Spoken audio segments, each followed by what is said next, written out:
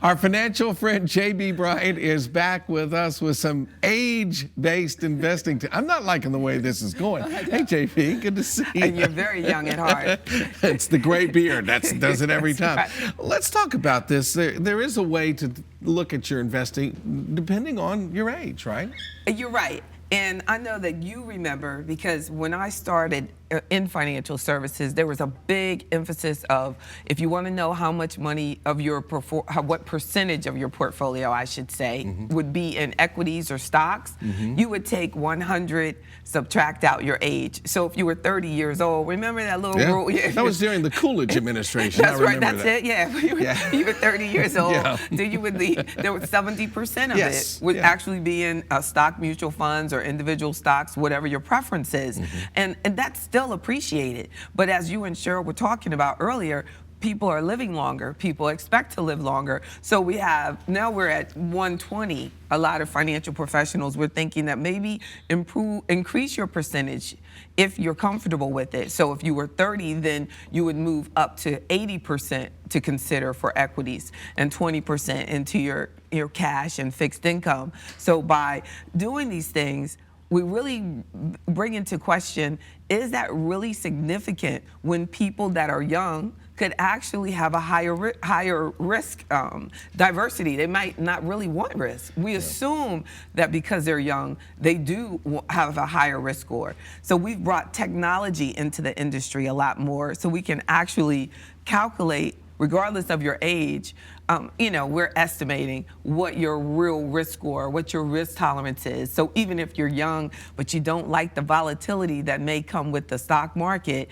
then you may not want to have 70 or 80% of growth exposure, even though we may feel that you need it. The most important thing is not just your age, but knowing your risk tolerance. Yeah, and if you're super conservative with your money, then obviously you want to go a different way than what the norm is. That's right. So let's go from those 20s and 30s to your 40s. Now you got kids, and money gets a little tighter, and time is moving on. At the same time, it's kind of working against each other. It is. And when you're in your 40s, you might have suffered some of the mistakes that a lot of people make in their 30s. People in their 30s tend to spend a lot of money. So when you're 40s, you start saying, whoa, maybe I don't need all that stuff. Maybe I need to get rid of some of that stuff. So in your 40s, you're starting to focus on reducing your debt and maybe working harder and increasing your income more than before. Hopefully you're becoming more confident and more skilled at your trade, and your income is increasing, and you do have the challenge of making sure that you're maximizing your contributions into your work plan. Because if you look at the numbers, the younger that you start contributing to these retirement plans, then the more you're going to have the opportunity for your money to compound over a longer period of time if you leave it alone. So in your 40s, you may have gone through job changes. On average, people are changing jobs about 7 times during their career, Bill. That's a lot. So if they're spending their retirement account every time they change jobs, and they're in their 40s with the 4th job change, that's a bad. So they're trying to start over.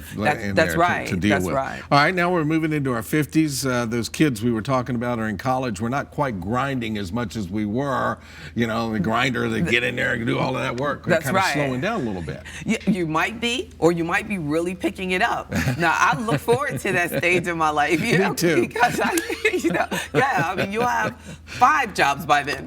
But really, it depends. And if you are bringing and saying that I want to slow down my work, I'm thinking about not working as hard. May have had 2 jobs in your 40s because of the kids, and you need to continue to think about debt reduction. If you're not working, please don't increase your bills. A lot of times in your 50s, people go, oh, I've always wanted that home. So they go out and they get into the largest debt they've ever had. Could be a problem, and it'll pull away from your ability to invest. So we still want to be aware of our investment portfolio, what percentage should be in growth, what should be in your bonds, what should be available in cash all the time, having your emergency fund, and then you want to make sure that if your child is getting college loans, had a big discussion on Friday, really seriously consider if your name is on these things, that's a part, that is your responsibility. Over and over, I'm getting phone calls and emails about children, grandchildren not paying back those school loans. So there's people in their retirement years paying for debts they did not accumulate. Well, you hear these horror stories about college loans, and then you think, well, I'll just get a loan. The rate will be lower, and yeah, she's but going, that's right. Not good. Right. At least get a promissory note. Something. And make them pinky square. Good luck with that. Square. All right, let's talk about real quick. We got about don't. 20 seconds. Once you hit 60, you can almost see the finish line. For some folks, not for us. Yes. Obviously, we'll be working forever. But yeah. Yeah. I mean, you joke about it, but 60s, it really is young. If we're living to 110 and 120, you know, I mean, the numbers are showing that there's a lot of people living past 100. So stopping work at 60 years old means you could possibly live another 40, 45 years. And of course, we want those to be healthy years. So in your 60s, you want to be aware of your health decisions that you made as a younger person, that they're going to start affecting you if you don't make some serious changes, and it could lead to a lot of uncovered healthcare expenses. Another big email issue about health, there's health things, a lot of healthcare expenses are not being covered. So you need to save even more than you anticipated. Max out your work plan. I'm getting dizzy. Yeah, make sure you increase your income. We need more time. We need more time. JP does offer those free money seminars every Wednesday at noon at her office in Glen Allen, so you can take plenty of time and ask these questions. Pre-registration is required because we know who's showing up. For a link to more information, just visit our show website at WTVR.com/VTM.